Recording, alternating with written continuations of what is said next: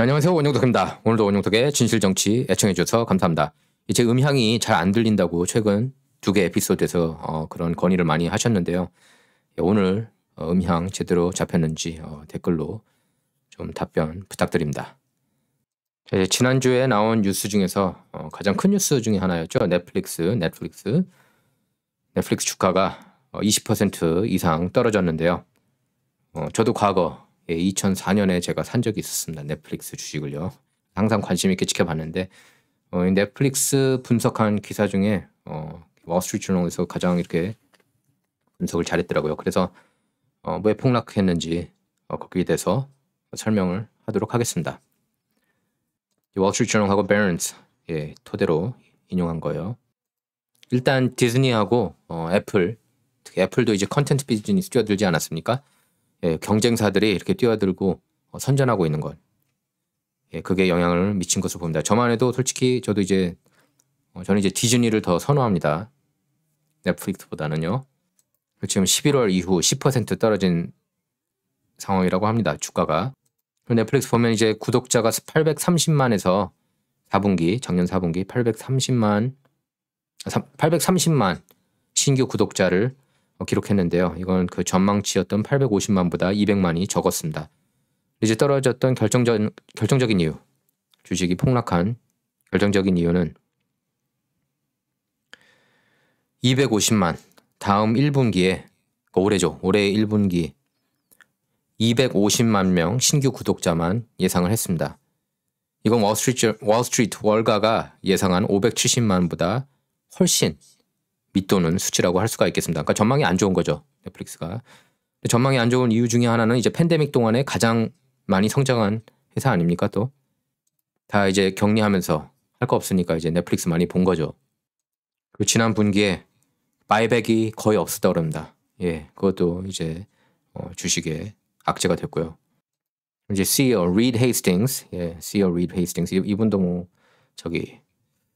좌파 진영 인물이라고 해도 과언이 아닌데요. 그리고 참고로 넷플릭스는 이제 오바마 그쪽 오바마 부부하고 굉장히 이제 절친한 그런 기업이라고 보시면 됩니다.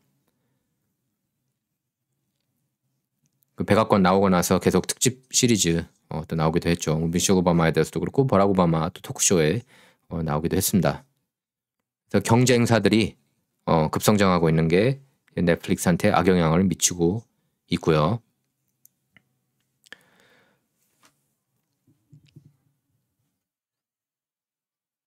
그래서 넷플릭스 회사 역사상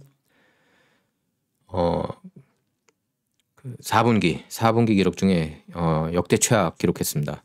그러니까 2022년 1분기에 이제 역대 최악의 구독 성장률 전망이 되고 있습니다. 이제 여러 그 경제 전문가들이 전망하고 있는 거예요.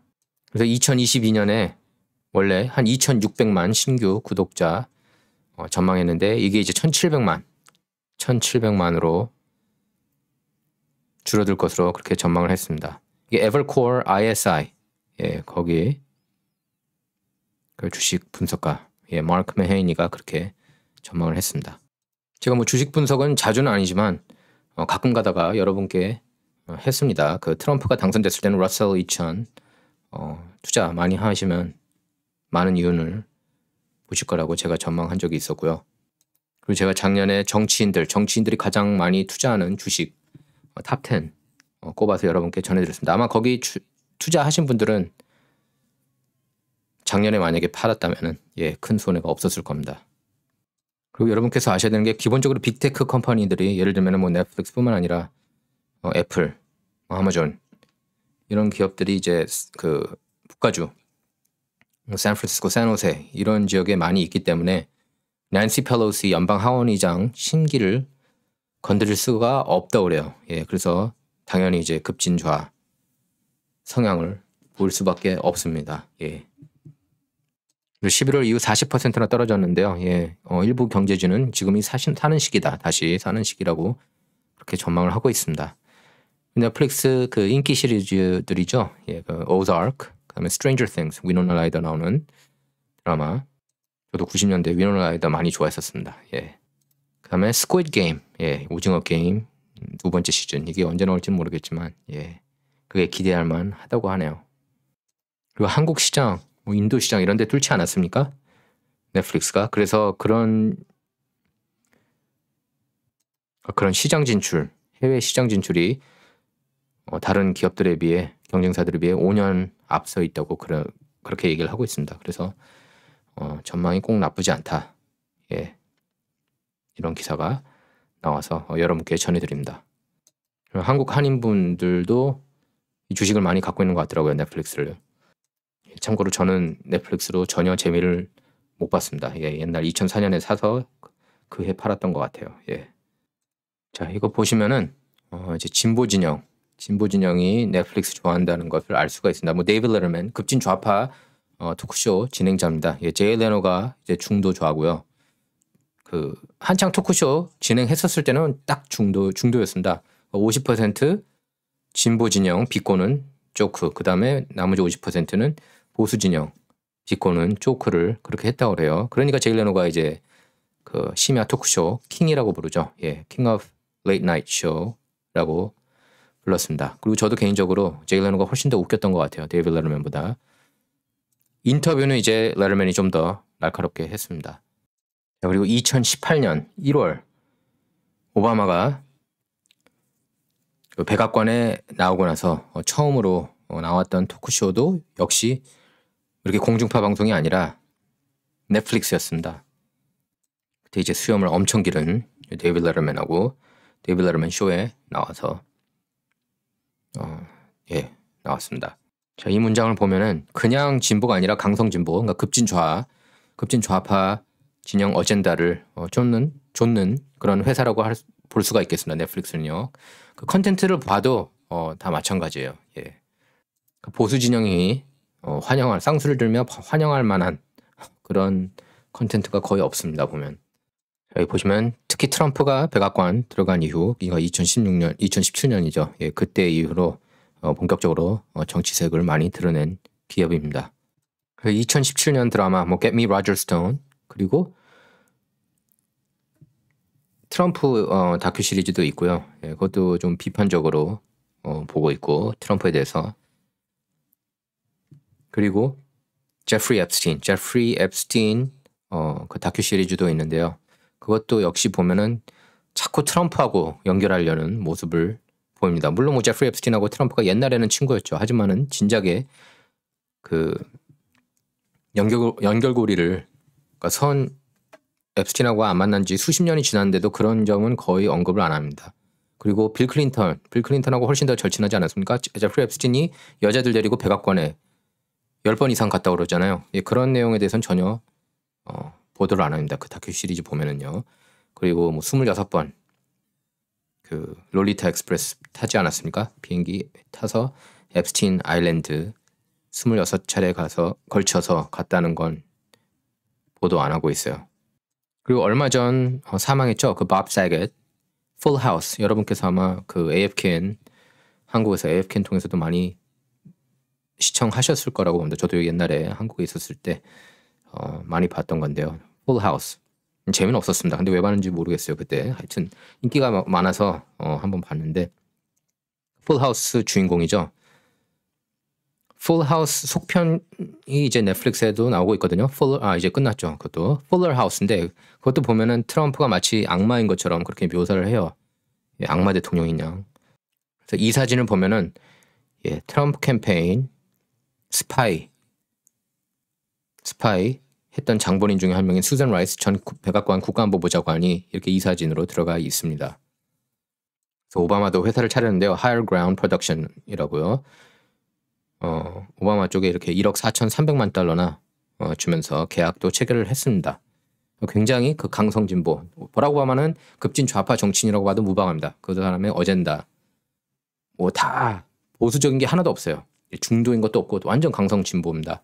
빌 클린턴하고 달라요. 빌 클린턴은 옛날에 90년대 대통령 하면서 보수 쪽에 손을 들어준 적도 있었습니다. 예, 그래서 중도라고 볼 수가 있어요. 빌 클린턴은. 오바마는 급진 좌입니다. 예. 그래서 보면은 넷플릭스 CEO 리드 헤이스팅스 보면 그 민주당하고 지금은 이제 공동 CEO인데 당시에는 이제 단독 CEO였습니다. 그래서 민주당하고 깊숙한 관계가 있다 이렇게 써 있죠. 그래서 오바마 그리고 코리 버클 뉴저지 연방 상원의원하고 한테 그 후원금을 많이 줬다고 여기 보도돼 있습니다. 코리 버클도 굉장히 문제가 많습니다. 예, 조폭들하고도 깊숙한 관계가 있어요. 코리 버클 측근들 보면은 부패의 상징이라고 해도 과언이 아닌 수준이에요. 코리 버클의 인생을 보면은 예, 대가성 거래 굉장히 많았고요. 그리고 그 갱스터들하고 이렇게 어느 정도 연루가 되어 있습니다. 물론 뉴저지 정치인들이 다 이렇게 엮이지 않을 수가 없다고 그래요. 특히 이제 공사판 쪽에, 예, 건설 현장 쪽에. 뭐 그건 보면 한국이나 미국이나 비슷한 것 같습니다. 자, 넷플릭스에 대해서 여러 앵글로 경제적으로 그리고 정치적으로 오늘 접근해보는 시간을 가졌습니다. 아실 필요가 있는 것 같아요. 왜냐하면 그 어젠다들이 보입니다. 그 컨텐트 보면은. 그 얼마 전에는 큐리스라는 영화로 굉장히 큰 논란을 불러일으켰습니다. 보면 이제 소아성의 어젠다를 푸시하는 그런 드라마라고 그래요. 다큐멘터리인지 드라마인지 정확하게 모르겠는데 저는 안 봤습니다. 근데 어떤 사람은 그러더라고요. 이게 소아성애를 반대하는 그런 내용이다. 근데 어쨌든 이렇게 포스터도 예, 이렇게 어린이들인데 성적인 묘사를 해서 논란이 됐죠. 제가 볼 때는 보수 진영 그 구독자들이 많이 탈퇴했습니다. 예, 여기 샌디에고 유니언 트리뷴 보도했는데요. Does Netflix lean left? 넷플릭스가 좌파냐? 진보 성향이냐? Why conservatives may be tuning out in droves? 보수 구독자가 대거 이탈하는 이유가 무엇이냐? 예, 이유는 많습니다. 저도 개인적으로 넷플릭스보다는 디즈니가, 물론 디즈니도 이제 좌성향 보이고 있지만 디즈니가 훨씬 더 전 개인적으로 볼 게 많더라고요. 예, 컨텐츠도 그렇고. 물론 뭐 디즈니도 이제 게이 캐릭터들 많이 나오고 있습니다. 뭐 이터널스라든지 아니면 스타워즈 마지막 편 그 에피소드 9 보면은 또 여성끼리 그 전투기 조종사하고 그 애인하고 이렇게 키스하는 장면도 넣고 그랬거든요. 그랬기 때문에 이제 보수 진영이 안 보는 거예요. 그러면 수익이 그 Force Awakens 에피소드 7 Force Awakens가 3, 4억 달러 번 걸로 알고 있습니다. 역대 아마 2, 3위 할 거예요. 역대 3위일 겁니다. 예. 흥행 수익이요. 근데 그 반타작밖에 안 됐습니다. 반밖에 못 했어요. 그 에피소드 8 Last Jedi라든지 에피소드 9 스카이워커 뭔데 까먹었네요. Rise of Skywalker. 예. Rise of Skywalker 보면은 이제 아예 대놓고 그런 어젠다들이 보입니다. 그러니까 수익을 희생해서라도 좌파 진영 그런 어젠다를 우리는 무조건 푸시하겠다 그런 걸 느낄 수가 있어요. 예, 보면은요 전체적으로 꼭 넷플릭스뿐만 아니라 디즈니까지도 특히 이제 거의 캐슬린 케네디가 CEO 캐슬린 케네디가 그 루커스 필름 이끌고 있지 않습니까? 그래서 많이 이렇게 달라졌어요. 그러니까 예전에 그런 기업들이 아닙니다. 많이 이제 작용화가 됐습니다. 제가 볼 때 이 흐름은 다시 바뀔 것 같진 않아요. 자, 이번 시간은 여기서 마치도록 하겠습니다. 감사합니다.